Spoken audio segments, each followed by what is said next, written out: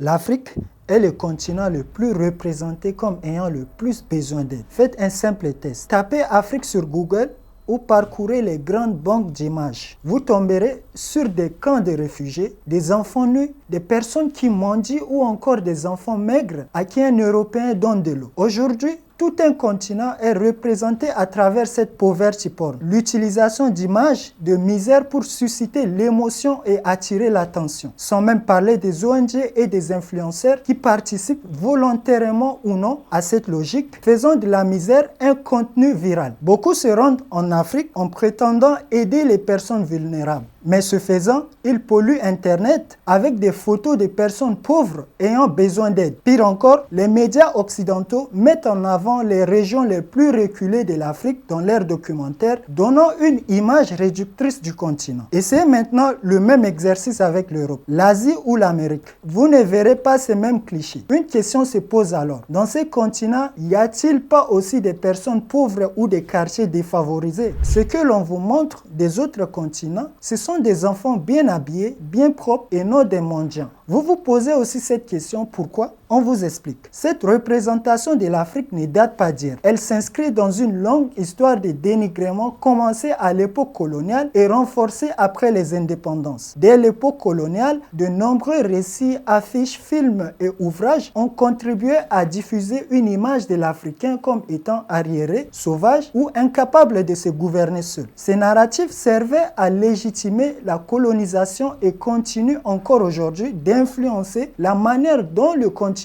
est perçu. Pire, les colons l'ont utilisé pour écarter l'Afrique de la scène internationale. Ce processus relève aussi d'une véritable subalternisation. L'objectif n'est pas seulement de présenter l'Afrique comme un continent sans avenir. Il consiste aussi à faire intérioriser aux Africains l'idée qu'ils resteront toujours en position d'infériorité, condamnés à dépendre de l'aide des autres plutôt que d'être considérés comme des acteurs de leur propre développement. Ces représentations ont laissé des traces profondes dans les imaginaires collectifs. Elles expliquent en partie pourquoi certains sites occidentaux continuent d'associer l'Afrique à l'insécurité, à la pauvreté ou aux maladies. Pourquoi font-ils cela? Rappelez-vous, lorsque la Guinée a décidé de quitter le franc CFA, les services de renseignement français avaient introduit de faux billets afin de saboter l'économie guinéenne. Et surtout, en quittant le pays, ils avaient détruit presque tout. Le message est clair. Si vous n'êtes pas avec nous, nous vous détruirons. Aujourd'hui, c'est encore pire que cela que vit le continent africain.